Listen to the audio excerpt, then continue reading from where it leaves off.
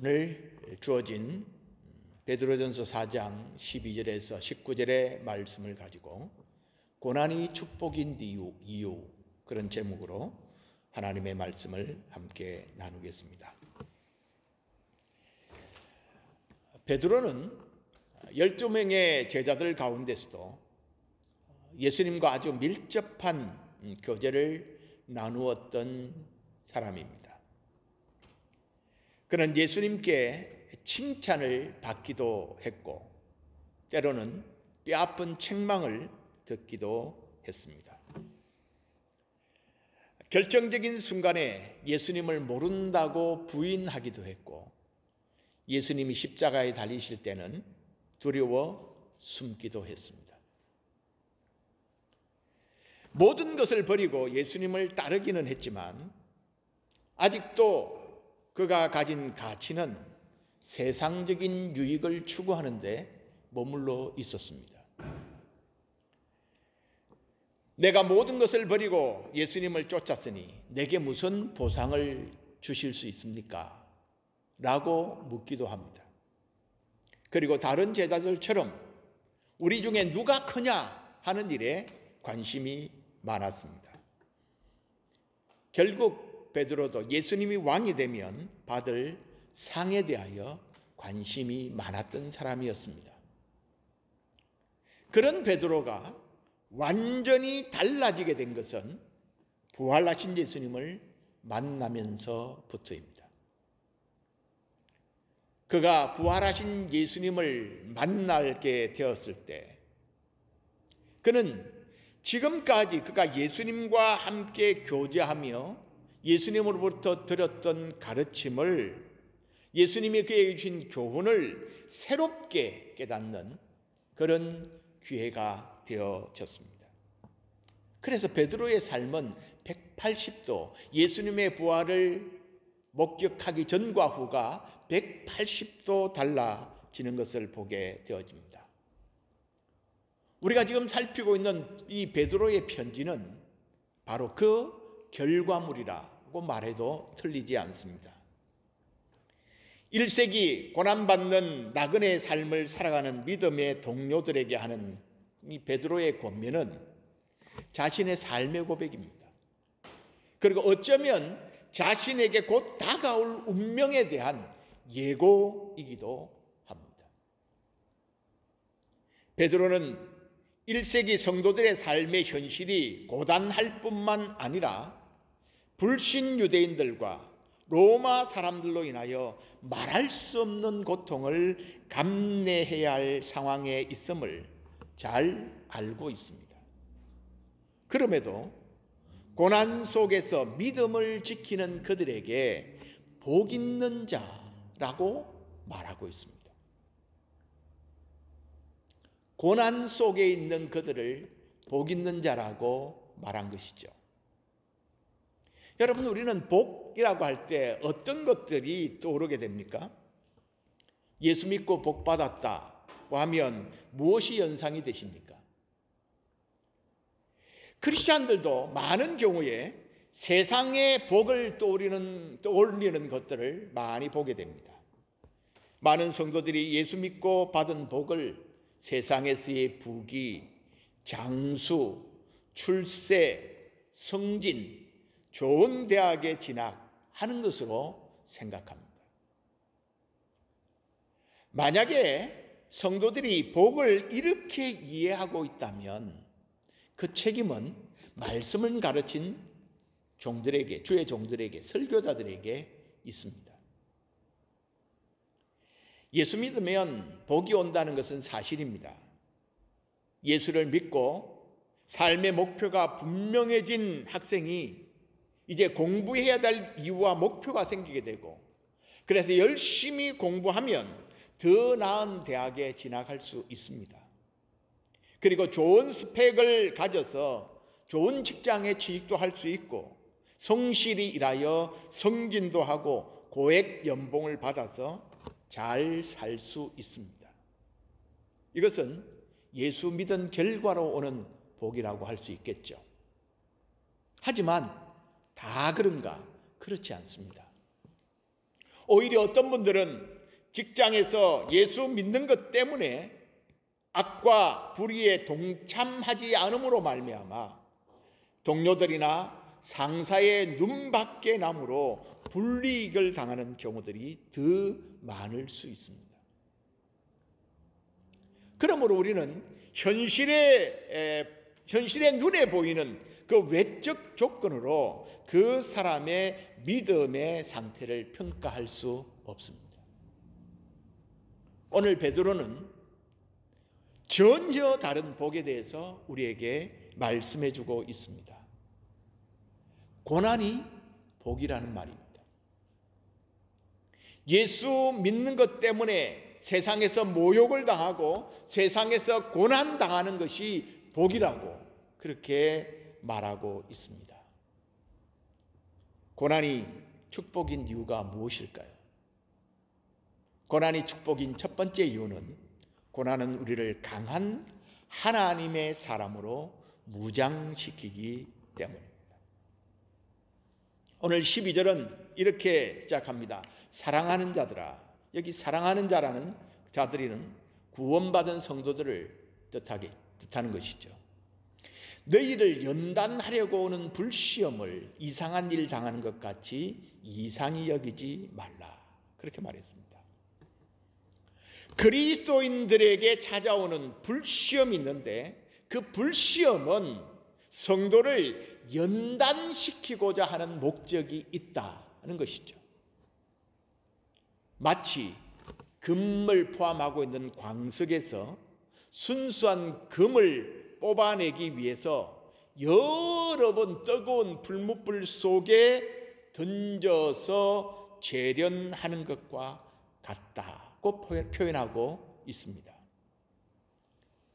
그 금광석이 여러 번 뜨거운 불 속을 통과하면서 달구어지고 망치로 두들겨 맞으면서 불순물들이 제거되고 마침내 순금을 추출해 내듯이 성도는 고난의 불시험을 통해서 성숙한 신앙인으로 성장하게 됩니다. 이것은 고난의 대명사라고 말할 수 있는 욥의 고백을 통해서도 우리가 확인할 수 있습니다. 욥기 23장 10절 하반절에 보면 그가 하나님이 나를 단련하신 후에는 내가 순금같이 되어 나오리라. 그렇게 고백하고 있습니다. 하나님이 그를 단련한 후에 자신의 모습이 순금같이 되어서 나올 것이라고 고백하고 있는 것입니다. 디모데후서 2장 15절에 바울이 그의 믿음의 제자인 디모데에게 이런 교훈을 합니다. 너는 진리의 말씀을 옳게 분별하며 부끄러울 것이 없는 일꾼으로 인정된 자로 자신을 하나님께 드리기에 힘쓰라. 그렇게 말했습니다.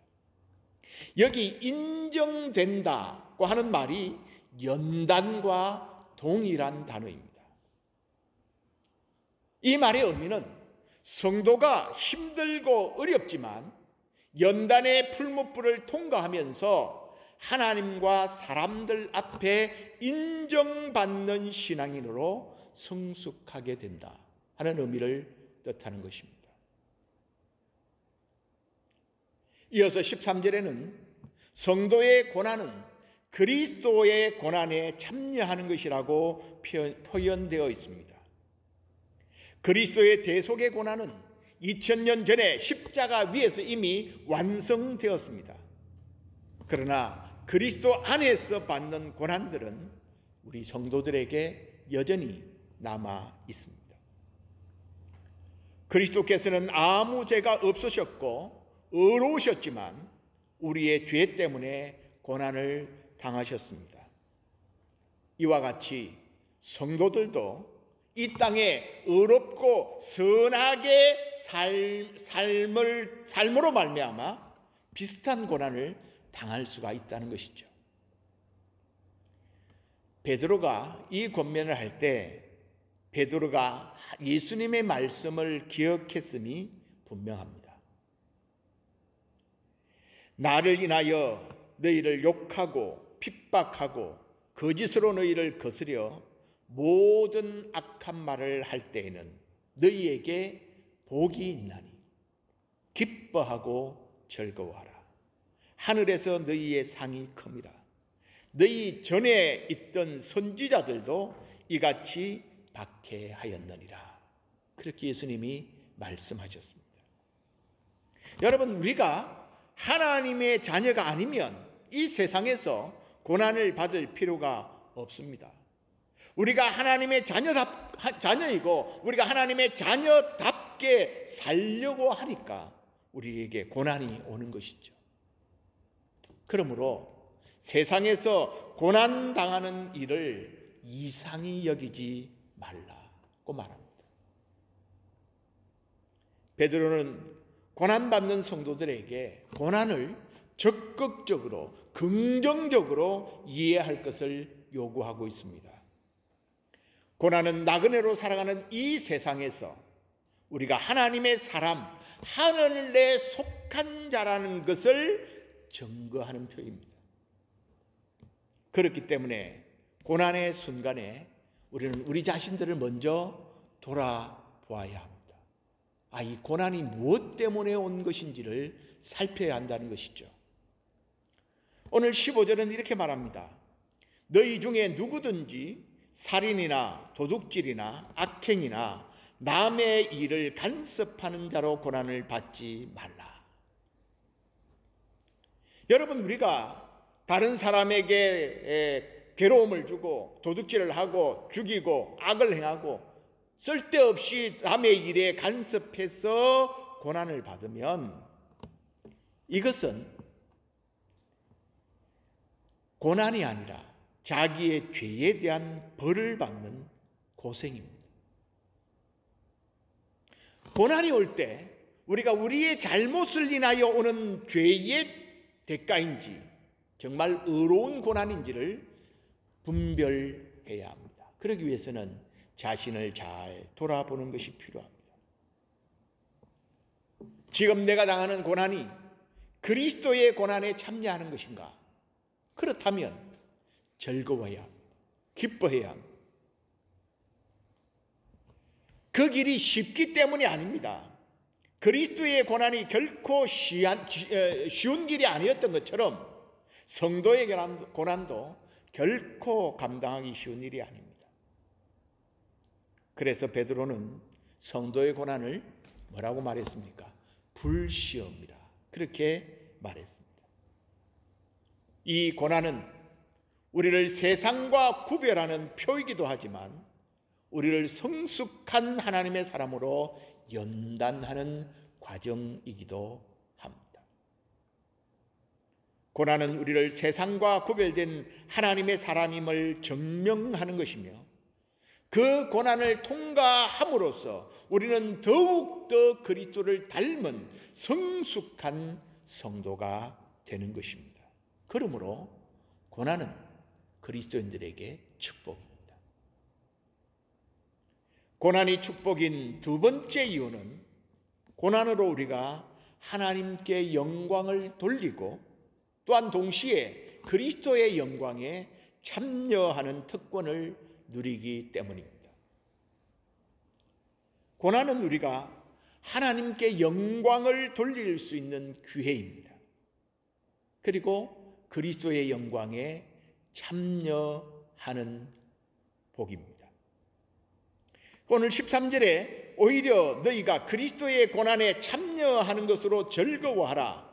이는 그의 영광을 나타내실 때에 너희로 즐거워하고 기뻐하게 하려 함이라 라고 말합니다. 성도들이 의의 고난을 당할 때 그리스도의 고난에 참여하는 것인 줄 알고 즐거워해야 한다. 그 이유는 그리스도께서 그의 영광을 나타내실 때, 그가 영광 중에 재림하실 때 우리가 즐거워하고 기뻐할 수 있기 때문이라는 것입니다. 이 세상은 다 지나갑니다. 기쁨도 슬픔도 다 지나갑니다. 그러나 예수 그리스도께서 다시 오시는 그날에는 영원한 기쁨과 영원한 슬픔으로 나누게 될 것입니다. 그날에 기뻐하고 즐거워할 수 있는 자들이 참된 기쁨과 즐거움을 소유한 자들이 아니겠습니까? 성도들은 바로 예수 그리스도로 말미암아 그날에 기뻐하고 즐거워할 수 있는 자들입니다.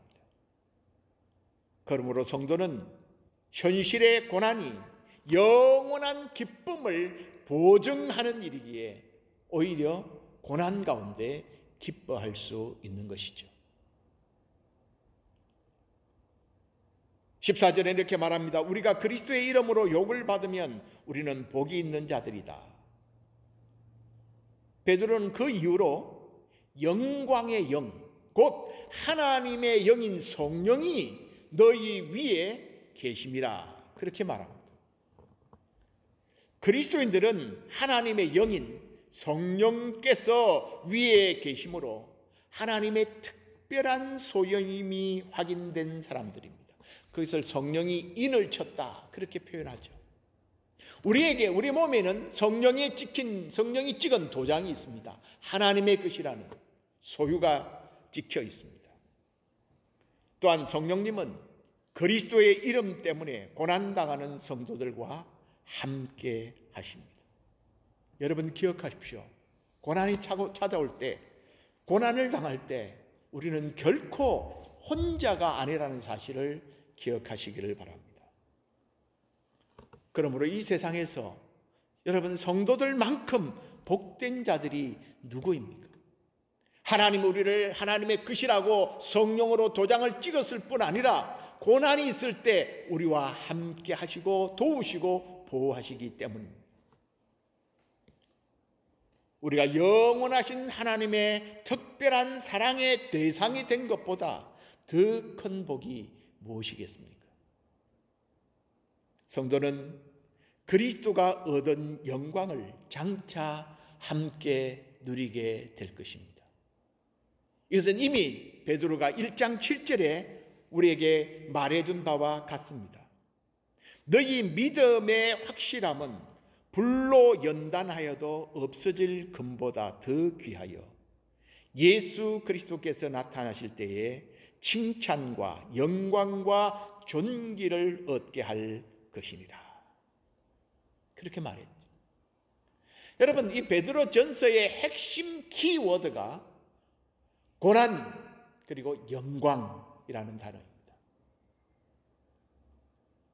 그런데 이 영광은 반드시 무엇을 통과해야 하느냐 하면 고난을 통과해야 합니다. 그래서 no cross, no crown 이란 말이 우리 서양에는 있습니다.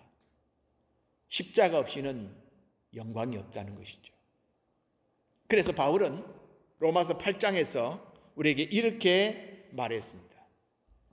로마서 8장 14절 이하를 보면 이렇게 기록이 되어져 있습니다. 무릇 하나님의 영으로 인도함을 받는 사람은 곧 하나님의 아들이라.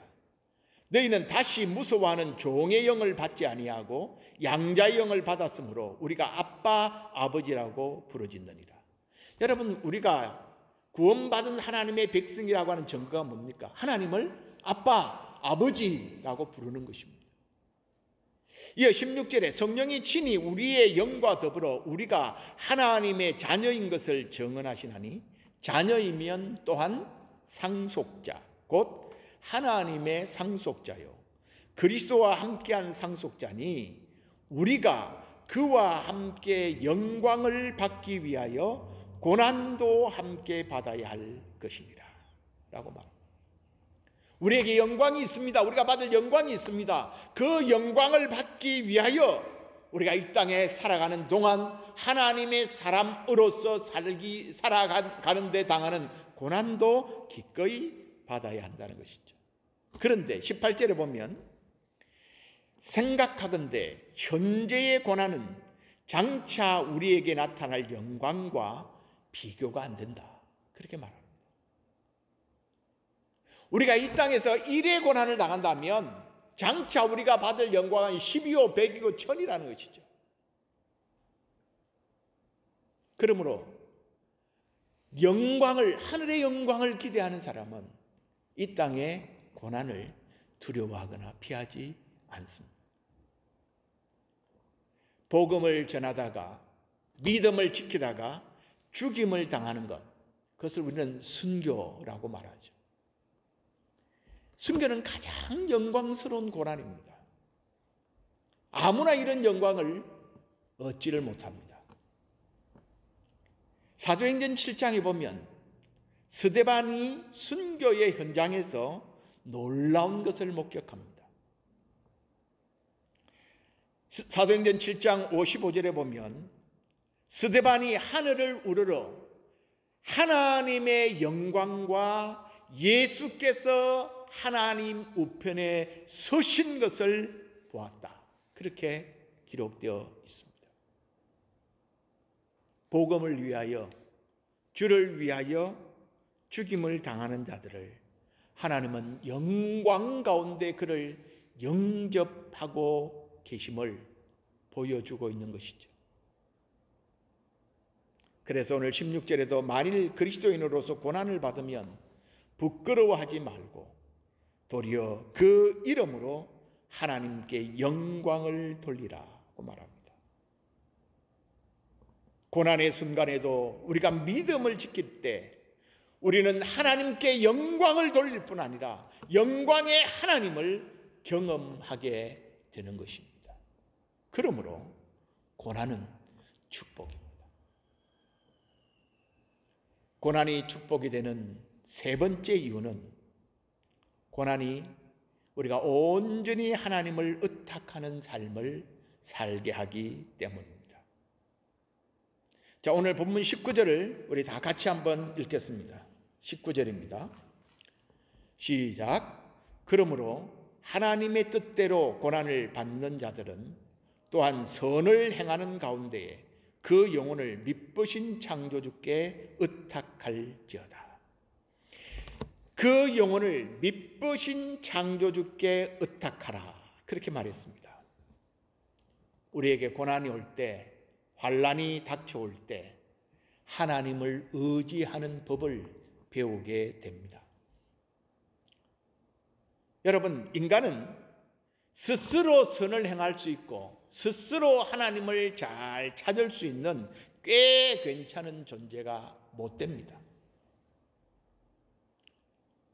우리 인간은 본질상 진노의 자녀입니다. 그리고 모든 사람이 죄를 범하였음에 하나님의 영광에 이를 수 없다고 말합니다. 우리에게는 우리가 구원받긴 했지만 우리에게는 아직도 이런 죄의 습성이나 불순물들이 아직 남아 있습니다. 우리에게 고난이 필요한 이유는 하나님을 의지하도록 하기 위해서입니다. 모든 순간에 우리의 삶의 전 과정에 온전히 하나님을 의지하고 하나님을 바라보는 것이, 이것이 우리의 과제입니다. 하나님이 때로 우리에게 무언가를 주시죠. 시간도 주십니다. 건강도 주십니다. 물질도 주십니다. 지위도 주시고 재능도 주십니다. 그런데 때로는 거두어 가시기도 하십니다. 왜 그렇게 하실까요? 우리가 무엇을 의지하는가를 보시기 위해서 그렇게 하십니다. 여러분, 아브라함에게 이삭은 어떤 존재였습니까? 아브라함에게 이삭은 100세에 낳은 아들입니다. 그리고 하나님의 약속의 선물입니다. 그래서 눈에 넣어도 아프지 않을 만큼 소중한 그런 귀한 아들입니다. 그런데 어느 날 하나님이 아브라함에게 그 아들을 제물로 바치라 라는 명령을 하십니다. 여러분, 이 상황에 아브라함이 항의할 만하지 않습니까? 하나님, 줬다 뺏는 법이 세상에 어디 있습니까? 하나님이 약속해 주셨고 내가 십수년을 기다리다가 얻은 아들입니다. 어떻게 그 아들을 제물로 바치라고 말씀하실 수 있습니까? 차라리 저의 목숨을 거두어 가십시오. 아마 저 같으면 그렇게 항의했을 것입니다. 하지만 아브라함은 항의 한 번 하지 않고 하나님이 명한 곳으로 아들을 데리고 가서 아들을 묶어 칼로 찔러 죽이려 했습니다. 다급해진 분은 하나님이셨습니다. 그래서 창세기 22장 11절에 보면 아브라함아, 아브라함아 두 번이나 급히 부르십니다. 그리고 그 아이에게 내 손을 대지 말라. 그에게 아무 일도 하지 말라. 내가 내 아들 내 독자라도 내게 아끼지 아니하였으니 내가 이제야 네가 하나님을 경외하는 줄을 아노라. 그렇게 말씀하십니다. 여러분, 하나님이 줬다가 빼앗아가는 그런 째째한 분이 아닙니다. 우리가 무엇을 의지하는지를 시험하시는 것이죠. 우리에게 모든 좋은 것을 주시는 하나님을 의지하는가? 아니면 그 하나님이 주신 좋은 것을 의지하는가? 그걸 보기를 원하십니다.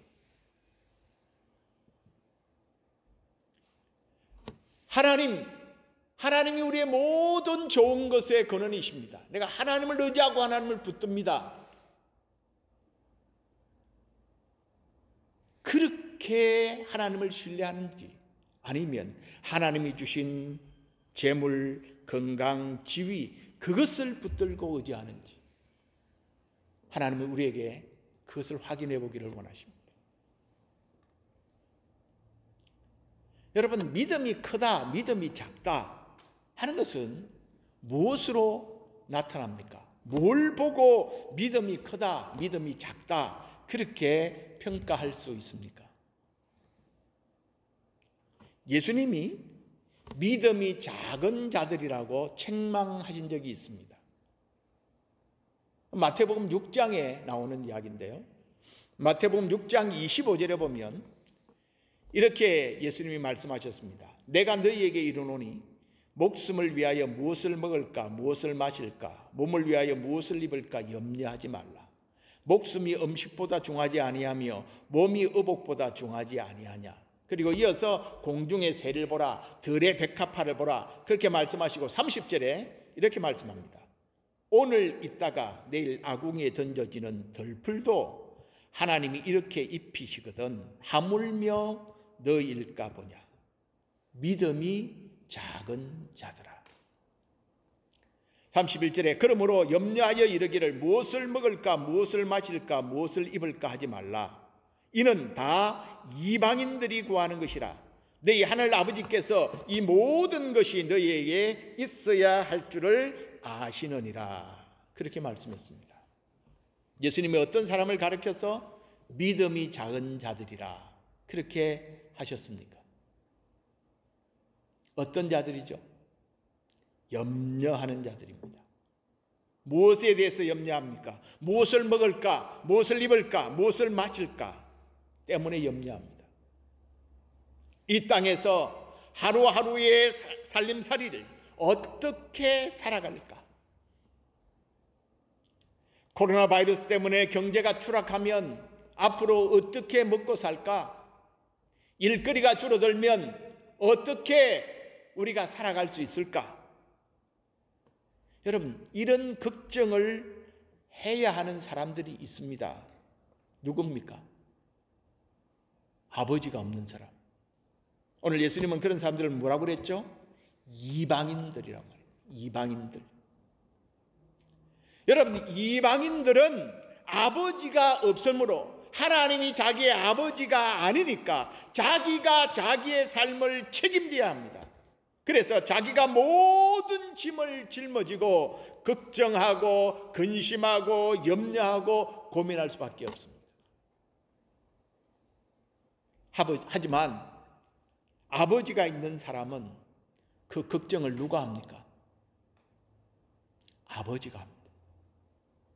아들은 아버지만 바라보고 있으면 됩니다. 아버지가 우리를 부르신 목적에 따라 그의 나라와 그의 의를 위하여 살기만 하면 나머지는 아버지가 걱정하고 책임집니다. 여러분, 이것이 믿음입니다.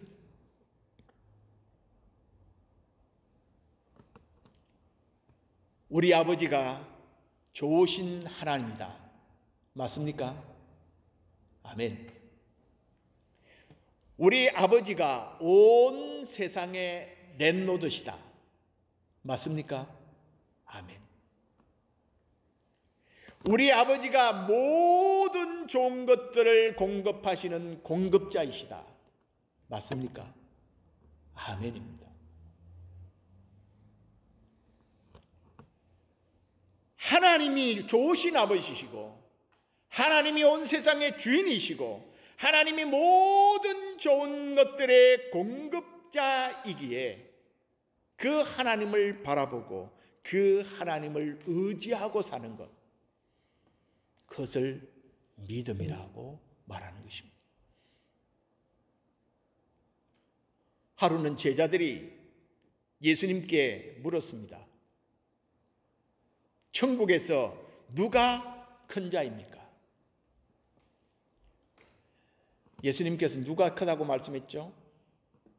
어린아이를 하나를 세워서 이 어린아이가 천국에서 큰 자다, 그렇게 말씀하셨습니다. 무슨 뜻입니까? 어린아이는 스스로 할 수 있는 일이 없는 자입니다.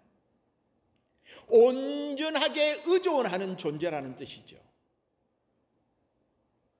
그래서 누가 큰 자냐? 천국에서는 하나님의 무한하시고 넉넉하심을 의지하는 삶을 사는 사람, 결국 믿음이 큰 사람은 하나님의 풍성하신 덕을 맛보고 누리며 사는 자라는 것입니다.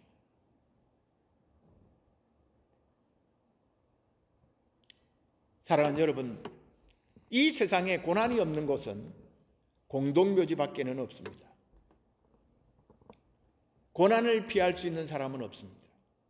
하지만 고난에는 목적이 있습니다. 여러분, 우리가 당하는 벌이나 우리가 당하는 고난이 우리의 죄로 인하여 당하는 것이라면 부끄러운 것입니다. 그러나 그리스도의 고난에 참여하는 것, 그리스도의 이름 때문에 당하는 치욕이라면, 그리스도인으로서 바르게 살기 위하여 받는 고난이라면, 하나님의 뜻대로 받는 고난이라면 그 고난은 우리에게 오히려 복이 됩니다. 왜 고난이 복입니까? 고난은 우리가 하늘에 속한 자로 더 성숙한 하나님의 사람들이 되도록 만들기 때문입니다. 고난을 통해서 우리는 이 땅에서 하나님의 영광을 드러내고 장차 하나님의 영광을 함께 누릴 자가 되기 때문입니다. 고난은 우리가 온전히 하나님만을 의탁하고 살게 하기 때문입니다. 여러분, 고난 가운데 아파하는 분이 계십니까? 아니, 언젠가 우리에게 고난이, 지금은 아닐지라도 고난이 찾아올 때가 있습니다. 하나님의 도움을 구하십시오. 하나님을 의탁하고 신뢰하십시오. 그러면 우리가 영광의 하나님을 경험하는 기회가 될 것입니다. 예수님의 고난은 온 인류에게 축복을 가져오는 통로였습니다. 참 생명과 영원한 소망을 우리에게 안겨 주었기 때문이죠. 축복은 고난의 수레를 타고 온다고 누군가가 말했습니다. 고난 속에서도 고난이 주는 놀라운 복을 기억하며 기쁨으로 고난을 감당하며 승리하는 저와 여러분들이 되시기를 주님의 이름으로 축복합니다. 기도하겠습니다.